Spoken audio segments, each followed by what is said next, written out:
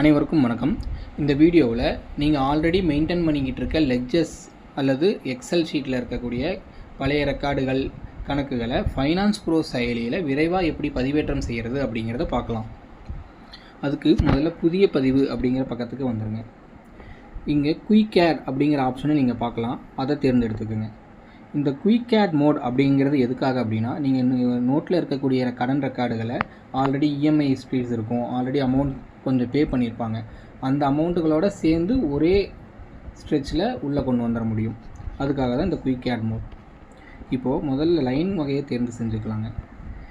நீங்கள் ஏற்கனவே உங்கள் பிஸ்னஸ்க்கு ஏற்ற மாதிரி லைன் டைப்பை செட் பண்ணியிருப்பீங்க.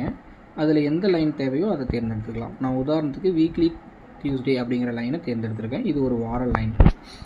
தேதி, இந்த இடத்துல கடன் வழங்கின தேதியை நம்ம என்ட்ரு பண்ணலாம். நீங்கள் உங்களுக்கு எந்த தேதியில் கடன் கொடுத்துருக்கீங்களோ அந்த தேதியை நான் உங்களுக்கு வேணுங்கிற தேதியை சூஸ் பண்ணிக்கலாம். ஓகேங்களா? ஸோ நான் இப்போ ஜனவரியில் கொடுத்த மாதிரி இந்த லோன் என்ட்ரி பண்ணுறேங்க. ஜனவரி 14.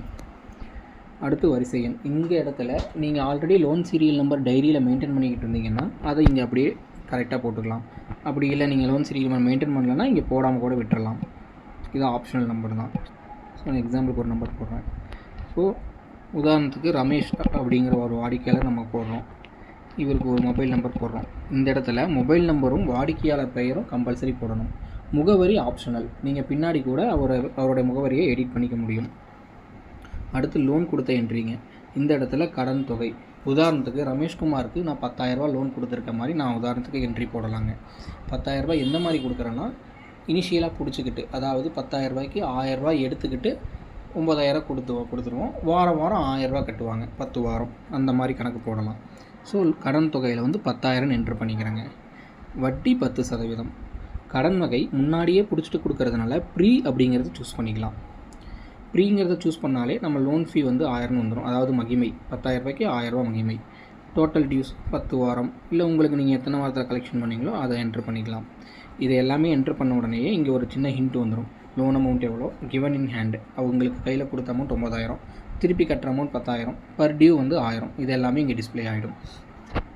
அடுத்ததுங்க, இவங்க பழைய ரெக்கார்டு இல்லைங்களா, ஜனவரியில் கொடுத்து எப்படியும் கொஞ்சம் வாரத்துக்கு தவணைகள் கட்டியிருப்பாங்க. உதாரணத்துக்கு ஒரு 4 வாரம் கட்டியிருக்காங்க அப்படின்னு வச்சுக்கிட்டோம்னா 4,000 கட்டியிருக்காங்க. அந்த 4,000 மொத்தமாகவும் இங்கே போட்டு அப்படியே சேவ் பண்ணலாங்க. அப்படி இல்லை, உங்களுக்கு 4 டியூவுமே தனித்தனியாக தேதி வாரியாக ஹிஸ்ட்ரியில் வரணும், ரெக்கார்டில் வரணும் அப்படின்னா இந்த இடத்துல போடாமல் ரைட் சைடில் ஆட் பேமெண்ட் ஆப்ஷன் அப்படின்னு ஒன்று இருக்குங்க. இதை கிளிக் பண்ண உடனேயே தேதி சூஸ் பண்ணுற ஆப்ஷன் வரும். இந்த இடத்துல முதல் தவணை கட்டின தேதியை என்ட்ரு பண்ணிக்கலாம். உதாரணத்துக்கு 21ஆம் தேதி ஒரு முதல் தவணை கட்டியிருக்காரு 1000 ரெக்கார்ட். ஓகேங்களா? இதே மாதிரி எத்தனை தவணை கட்டியிருக்காலும் நம்ம இந்த ஆட் பேமெண்ட்டை கிளிக் பண்ணுறது மூலிமா அடுத்தடுத்த ரெக்கார்டை நம்ம சேவ் பண்ணிக்க முடியும். அடுத்தடுத்த என்ட்ரிஸை நம்ம இங்கே கொண்டு வந்துக்க முடியும். அடுத்து உதாரணத்துக்கு ஜனவரி 28 ஒரு 1000 கட்டியிருக்காருன்னு வச்சுக்கோங்க. ரைட்டு.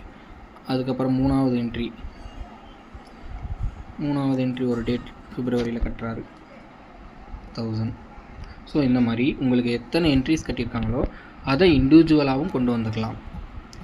இல்லை எனக்கு அதுக்கு டைம் இருக்காது அப்படின்னீங்கன்னா நீங்கள் டோட்டல் பண்ணி இந்த 4,000 வருது பார்த்தீங்களா, 4 டியூ கட்டியிருக்காரு, 4ஐயும் இந்த செலுத்தியது இடத்துல போட்டு கூட சேவ் பண்ணிக்கலாம். இப்போ நான் இவங்களை சேவ் பண்ணுறேன். ரமேஷ்குமார் ஆடட். ஓகே, ஒரு என்ட்ரி ஆடடுன்னு வந்துருச்சுங்க இல்லைங்களா. இதை நம்ம போய் இப்போ பதிவுகள் பக்கத்தில் வெரிஃபை பண்ணிக்கலாம். ரமேஷ்குமார் விவரம் வந்துருச்சு. 14ஆம் தேதி கடன் கொடுத்துருக்கோம். தொகை 10,000, வட்டி, மொத்த மகிமை தொகை, திருப்ப செலுத்த தொகை, பார்த்தீங்க எல்லா ரெக்கார்டுமே வந்துருச்சுங்க. ஸோ நம்ம அங்கே என்ட்ரு பண்ணோம் பார்த்தீங்களா, தவணை வரலாறு, ஒவ்வொரு டேட்டுக்கு எவ்வளோ கட்டியிருக்காருன்னு இது வந்துடும். இதை நம்ம ஹிஸ்ட்ரியாகவும் டவுன்லோட் பண்ணிக்கலாம். பேமெண்ட் ஹிஸ்ட்ரி தவணை வரலாறு டவுன்லோட் பண்ணி PDF ஃபைலாக ஷேர் பண்ணிக்க முடியும். ரைட். இப்போது அடுத்த என்ட்ரி பார்க்கலாங்க. இன்னொரு வகையான கடனை பார்க்கலாம் குயிக் ஆடில். அதே மாதிரி இப்போ நான் வீக்லி லைனுக்கே சூஸ் பண்ணுறேன். ஏப்ரல் மந்த் கொடுத்த மாதிரி என்ட்ரி போடலாம். ஒரு வாடிக்கையாளர் மொபைல் நம்பர். இப்போ இந்த வாடிக்கையாளருக்கு என்ன மாதிரி கடன்னா, முழுசாக கொடுத்துட்டு, அதாவது இனிஷியலாக எந்த அமௌண்ட்டும் பிடிச்சிக்காமல் ஃபுல்லாக கொடுத்துருவோம். 10,000 கொடுத்துட்டு 12,000 அல்லது 12,500 வாங்குவோம். அந்த மெத்தடுக்கு எப்படி பண்ணலான்னு பார்க்கலாங்க. இப்போ 12,000 வாங்குறாங்க அப்படின்னா 20% போடலாம். கடன் வகை வந்து போஸ்ட் அப்படிங்கிறத தேர்ந்தெடுக்கணும். போஸ்ட்னு தேர்ந்தெடுத்த உடனேயே உங்களுக்கு லோன் அமௌண்ட் எவ்வளோ, திருப்பி செலுத்த வேண்டிய அமௌண்ட் 12,000 வந்துடும். இப்போ 12,500 கட்டுறாங்கன்னா இங்கே 25ன்னு போடுங்க. ஸோ 12,500 வந்துடும். சப்போஸ் 12,500 வாங்குற இடத்துல நீங்கள் லோன் ஃபீ இனிஷியலாக ஒரு 500 பிடிச்சிக்குவீங்க, 1000 பிடிச்சிக்குவீங்கன்னா இங்கே ஏதாவது லோன் ஃபீ பிடிக்கிற அமௌண்ட் இடத்துல 500ன்னு என்ட்ரு பண்ணிக்கலாம். டோட்டல் டியூ 10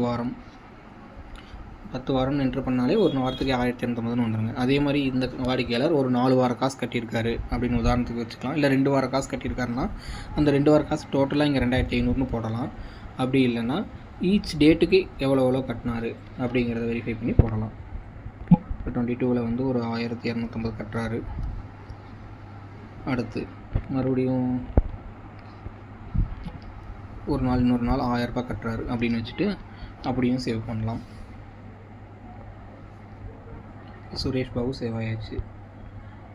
ஓகே, அவர் டீட்டெயிலும் வந்துடுச்சு. நம்ம அங்கே என்ட்ரு பண்ண டேட்டாவும் ஹிஸ்ட்ரியாக வந்துடுச்சுங்க.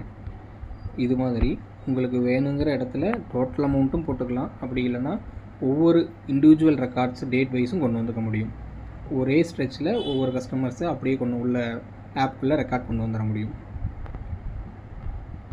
உங்களுக்கு இந்த பதிவேற்றத்தில் ஏதாவது சந்தேகங்கள் இருந்ததுன்னா எங்களோட சப்போர்ட் டீம் நம்பருக்கு உடனடியாக கான்டாக்ட் பண்ணுங்கள். நன்றி.